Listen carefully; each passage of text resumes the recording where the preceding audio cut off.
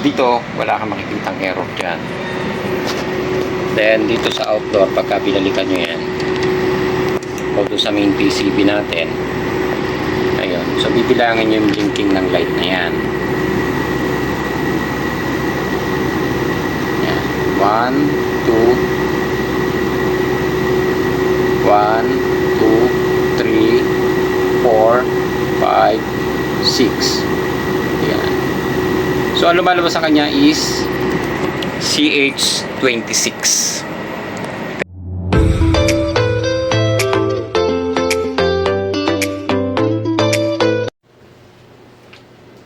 Okay, good day mga ka-technician. Meron akong ginagawa dito na LG na dual inverter. So, ang problema nito, umaandar ang pan. Ang problema, hindi siya naglalabas ng error. Pero based dito sa lumabas na error na tiningnan natin, ang nakita natin doon sa blinking ng light ay CH26. Ayan. So, ano nga ba yung CH26? So, yan yung gagawin natin ngayon. Ito yung LG na dual inverter. Ayan. So, dito, makikita nyo, wala yung lumalabas na error sa display natin. Pero doon mismo sa board, dito nyo siya makikita. Pag-start ng compressor, yun. So dito, wala kang makikitang error dyan. Then dito sa outdoor, pagka binalikan nyo yan, o doon sa main PCB natin, ayun. So bibilangin yung blinking ng light na yan. Yan. 1, 2, 1, 2, 3, 4, 5, 6. Ayan. So, ang lumalabas sa kanya is CH26. Pero dito, hindi nyo makita yung error na yan. Pabalik-balik lang yan. And then, hindi tumutuloy itong ating compressor.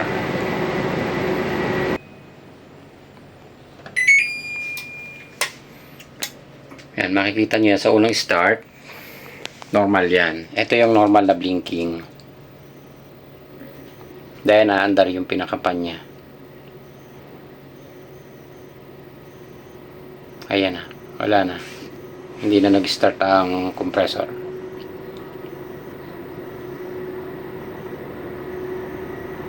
One, two,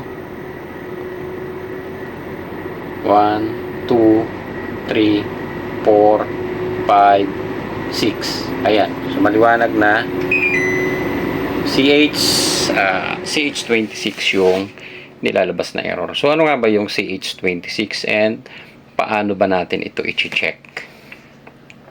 Sa CH26, ang possible na problema or ang tinutukoy dito sa error code, pwedeng board or pwedeng compressor. So, pwede nyo i-check ang compressor. Gumamit kayo ng pwedeng analog or digital. Pero pinakamaganda kung digital tester, iset nyo siya sa ohms. Yan.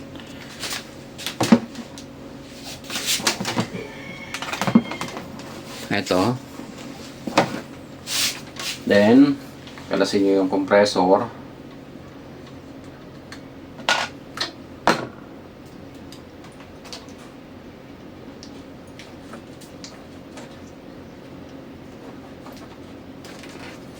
Pwede nyo siyang i-check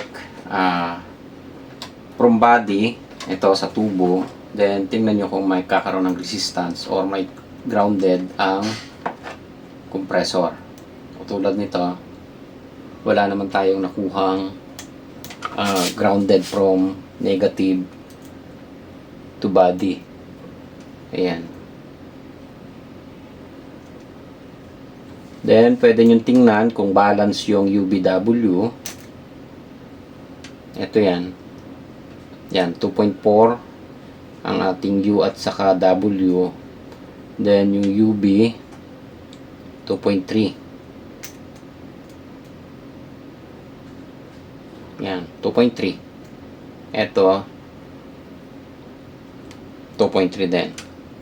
Then yung B at saka W 2.3. So maaaring balance or good ang compressor. So ito yung problema kasi natin, hindi natin basta ma-check ang compressor kung hindi natin ma-actualan ng board.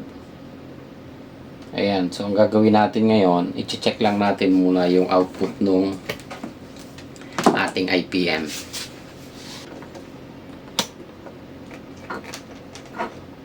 Ayan. Okay. So wala. Ayan. Then, tingnan nyo yung resistance dito. Baka mamaya may putol. Papunta dito sa board. Ito. Ayan. Yung pangalawa. Ito. Then yung ayan. So, dun sa wire, wala naman tayo nakitang problema. Then, dito sa compressor, na-check naman natin. So, pwede siya, pwede natin sabihin 50% is good ang compressor dahil hindi natin nakitaan ng leak or unbalance doon sa pagkakasukat natin ng resistance. Yan.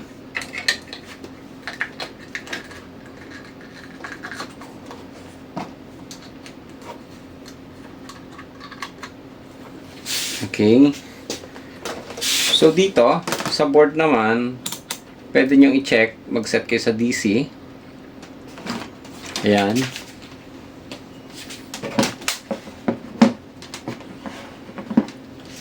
So sa DC setup, tapos buhayin nyo yung unit.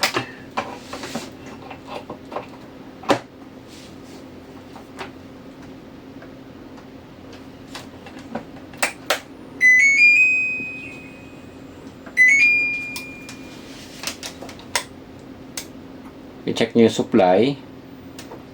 Naka DC set ha. Ayan. Tapos tingnan nyo yung UBW output kung ilang volts. Ayan, meron tayong nakuhang 90. So nagbabago-bagong isang voltahe niyan.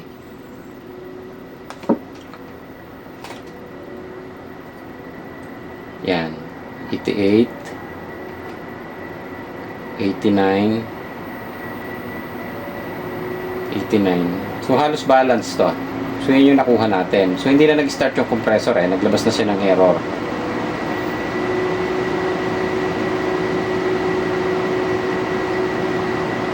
Ayan. Okay. So ito yung pinaka-output ng yung UBW na papasok sa compressor. I-off muna natin. Ayan. Ito yung pinaka-output, UBW. Then, UBW, ito yung input. So, galing ng system to. So, usually kasi kapag may problema yan, galing sa system, nag-unbalance ito. Pero katulad ito, balance naman. So, possible ang problema niyan, itong IPM IC. So, pwede natin siyang palitan, itatry natin. Pero, ang totoo niyan, 50-50 na ang laban natin dito. So, ang option na isa is papalitan lang muna natin ng IPM IC. So, ganito yung IPM IC niya. Itatry natin kung aandar kasi wala tayong ibang option So, ito naman, kung hindi umandar, request na ito for replacement ng pinaka-ano na mismo, board. So, ito option lang kung aandar pa siya kapag pinalitan natin ng IPM. So, dudukutin na lang natin yung pinaka-IC. Madali naman yan. Kasi ito, naangat naman siya. Tatanggalin lang natin itong pinaka-disc.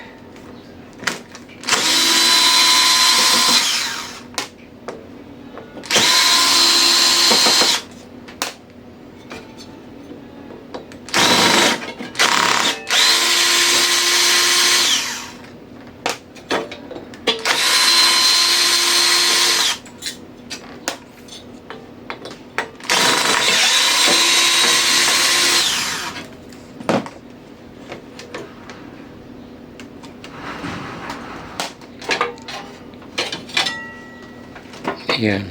So, kulay gray yung silicone na ginamit nila. Then, bubunutin na lang natin itong pinaka-IC.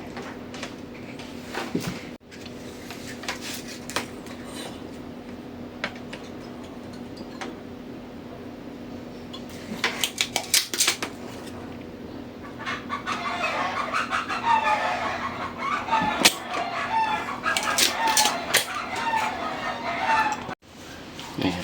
So, matanggalan natin yung hinang ito.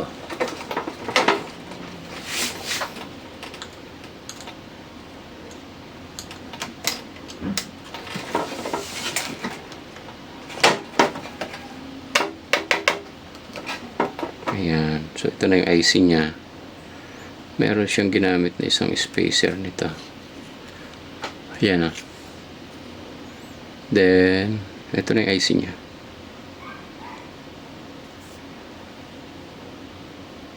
Ayan.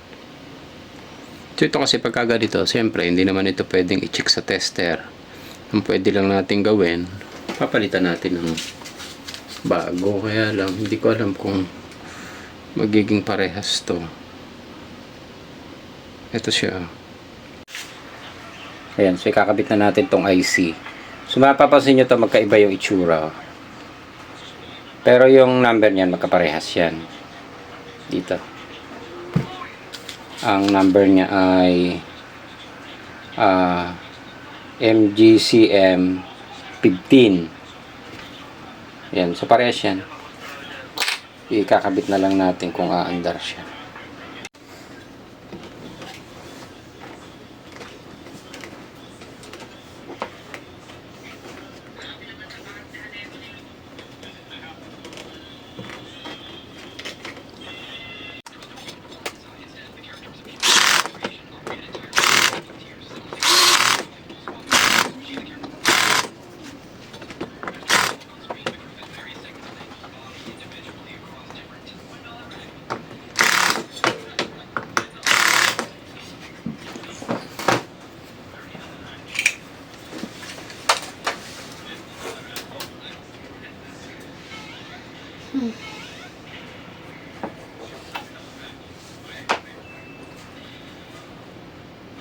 Luto tayo nito, Pin. Ayan, so naikabit na natin yung IC. Itatry na lang natin kung aandar siya. Pupwesto lang natin ng maayos. Ayan. So ito na siya. Hininang na rin natin. Ayan. So ang possible na nakita lang natin na pwedeng panggalingan is yung ito, yung IPM IC na pinalitan natin. Then pwede rin ito yung pinaka driver. Pero ito kasi kaya mapapasin nyo wala siyang nilalabas na error kasi ang naging problema niya is yung pinaka output na o palabas. So dito sa output na ito, yung UBW na yan, wala yang protect. So kapag ka dito ang problema yung pinaka output, so hindi siya naglalabas ng error sa ating control board. So ang error na makikita nyo lang kung maglalabas siya ng error kapag ka ang defect ng ating IPM nanggaling dito sa pinaka input ng UBW na galing ng system. So yun yung nadidetect niya. Then mag-a-appear doon sa ating display board. Yan. Okay, so testingin natin ngayon. Ayan. So naka-on na siya. Lalapit lang natin ng konti. Ayan. Okay. Then on. Ayan. So mapapansin nyo yung blinking light natin. Tuloy-tuloy yan. So hindi na siya naglabas ng error. So maaaring umandar na to. Ayan. Ayun. Umandar na ang compressor.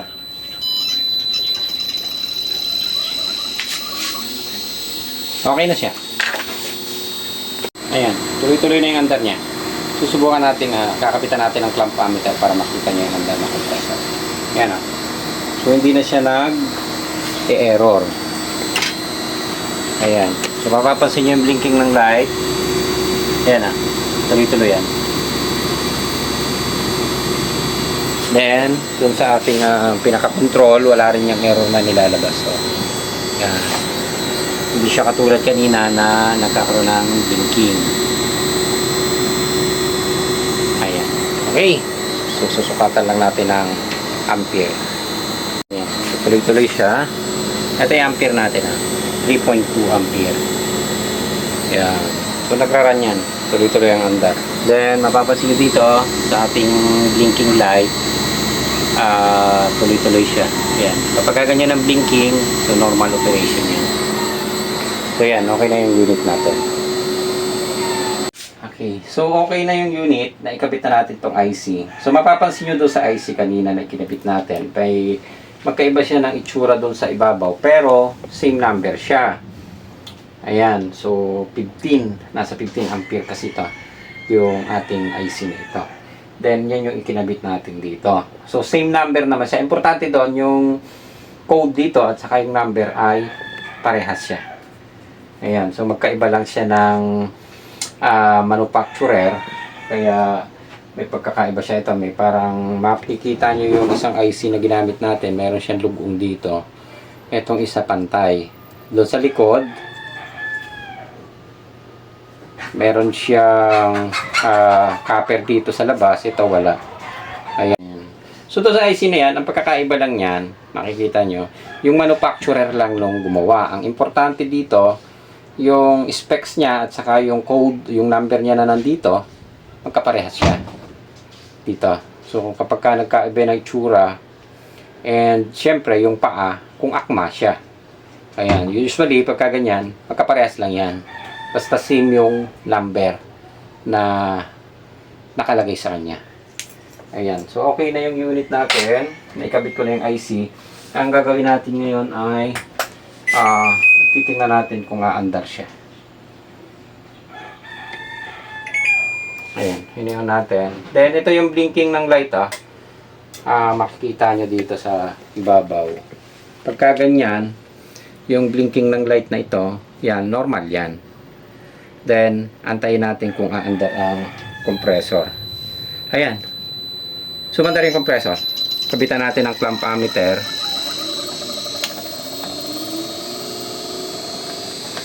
Ayan.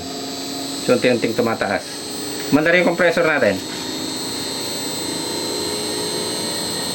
Ayan. 2.8 yung ampere natin.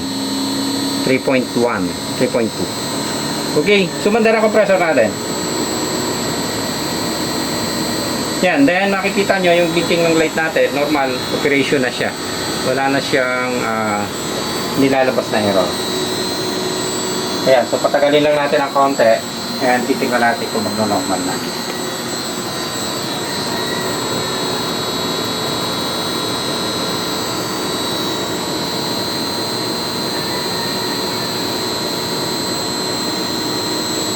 Ayan. So, okay na siya. Ito, yung kanina na sinukatan natin ng supply. Dito. Tingnan natin kung ilan volts ulit. Yung UVW. Ayan nung nag-run siya, 155, 156. W, yung B. Yan. Same pa rin. Ayan